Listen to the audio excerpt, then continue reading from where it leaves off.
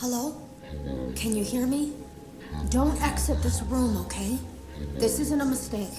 This room isn't a mistake. I had to hide these logs away from the core gameplay files, in a place that only a beta tester would look, and in a place where the files could be protected. I just really hope that the next development team finds this before the game is released to the public.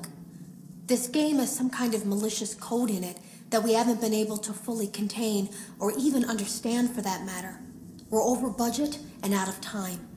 But that's not the reason that we're shutting down. Listen, I have to keep this short so the file size will be small enough to fly under the radar. There are more. They may not be in order. I saw it for the first time today. There was a character I couldn't make out who it was, standing at the end of the hall. I thought it was just bugged out, so I made a note of it and kept playing. But then it was looking in the window, and not like Chica or Bonnie would. It was like it was actually looking in the window, seeing what I was doing. I heard a pretty heated conversation this morning between Dale, our manager, and someone else on the line. It really feels like this project is in trouble, in no small part because of the lawsuit, I'm sure. There has to be a lawsuit, there's no way there isn't. It happened in this building just a few doors down from me. I think it's made worse by the fact that Jeremy tried to tell us something was wrong.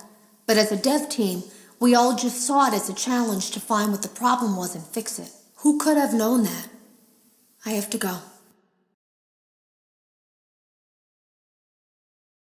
Have you ever heard of a guillotine paper slicer? It sounds made up, but it's an actual piece of office equipment. I didn't even know we had one in the supply room. I guess they're more common at businesses that do a lot of graphic design work. I remember seeing one when I was still in school, and even then, I knew how dangerous it looked. I was always afraid of losing a finger. That seems so silly now. Jeremy used to do design work. I guess that's how he knew it was there. The drawers have been emptied out. Someone was here. I don't think it was spring cleaning either. No, there was plastic on the floor. Someone was definitely here during the night. It had to have been the client. I mean, they sent us that stuff in the first place with no explanation, told us to scan it, said it would expedite the process so we wouldn't need to program any pathfinding ourselves. It was a budget thing, I guess. It was just junk. Circuit boards and things like that. Looked pretty old. Somehow, though, there was usable code on some of it. It seemed to take hold by itself. Things started changing. But then, he started appearing. At least that's what Jeremy said. I came in early that morning. No one else was there. At least that's what I thought. The supply room was lit. I didn't even notice Jeremy standing in the testing room as I walked past. The supply room was so bright, glowing from all the way down the hall. Jeremy complained of nightmares when he came in this morning. He wasn't talking about it like someone telling a friend about his dreams, though. He was pale, looked like he hadn't eaten in days. He spent an hour talking in Dale's office, but it didn't look like he was given much sympathy. When he came out, he went directly back to the testing room. He doesn't even jump anymore. Nothing scares him. He just stands there like he's talking to someone. Sometimes he rocks from side to side. We were told to leave him alone. I knew I was in line to do the testing next. They'd been prepping me for it. I guess they knew that Jeremy would need to be replaced soon. You can always tell when a company is getting ready to fire someone. They start giving out written warnings for silly things, making sure to build a paper trail and make a case for a firing. Things that normally no one would care about suddenly become grave offenses, all worthy of being written and documented. I guess it works two ways, because it also encourages a person to quit rather than be scrutinized so heavily. I think Jeremy was too far gone to consider that option, though. The thing about it is that I don't think they were going to fire him because of anything he was doing wrong. They just knew he'd seen something. They needed to discredit him. There was something that looked like a Halloween mask laying on the floor. I didn't understand. Ink must have spilled. It was only then that I heard a shuffle from the testing room and realized Jeremy must be there. I went back and peered in the window. I couldn't see his face. He had the visor covering his head. He had ink spilled on himself as well. The front of his shirt looked black in the dark room. He turned his head in my direction, but I don't think he knew I was there.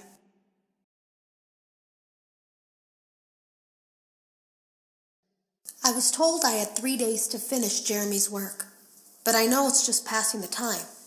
They don't really expect me to do anything. It's just to keep up appearances until the buyout is complete. We have to look like we have things under control. There's another potential development studio that wants to pick up from here, but who knows what kind of lies they're being fed to convince them to do it. Against my better judgment, I'm going to do my best to see what's here, make notes of it, and try to isolate where this thing is hiding. At least then the next person that tests this will have a chance of getting rid of it.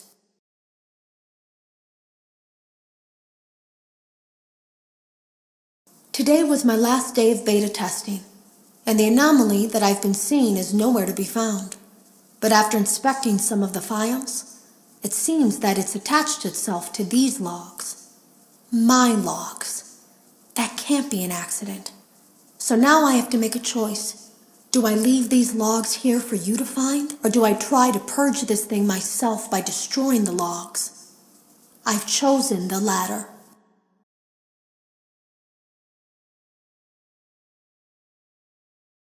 I can't delete them. By creating a protected area to store these logs apart from the game, I effectively gave this thing a safe place to hide itself. It's in here now. I may not be able to delete it, but I might be able to do something else now that it's attached itself. I have an idea. They lied to us. They lied to all of us. They told us that the whole point of this VR game was to undo the bad PR done by a rogue indie game developer who supposedly made up a bunch of crazy stories that tarnished the brand.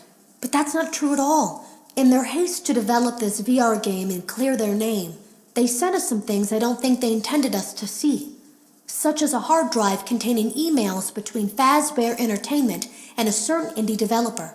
Fazbear Entertainment hired the game developer. Those indie games were designed to conceal and make light of what happened. This isn't just an attempt to rebrand. It's an elaborate cover-up, a campaign to discredit everything.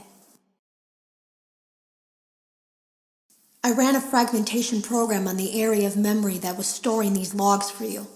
I effectively broke the files into pieces and broke the anomaly along with it. That means that you won't have my warnings to guide you, but hopefully it also means that this anomaly, this virus, or whatever it is, will remain broken and unable to do more damage. There is a way to kill. Hello. You don't know me.